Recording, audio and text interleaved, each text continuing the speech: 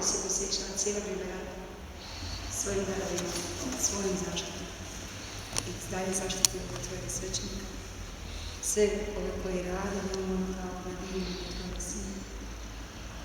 I pomozi nam da budemo stvarno tvoji svjetnici, svjedoci tvoga sina Isusa. I molimo čak nas na Bogu blagoslovite. Da Gospod je rekao Međugorje, ja vas blagoslovim, a najčistijim blagoslovom, a najveći blagoslov na svijetu možete primiti blagoslov svećenika. Da taj blagoslov je blagoslov Boga Sina Isusa Krista. Tako vas molimo vaš blagoslov. Gospodin s vama. I s duhom tvojim.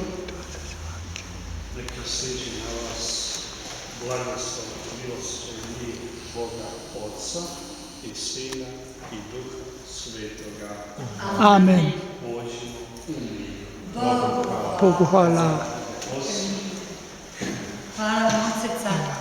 Tako mi je drago da smo se zakazali.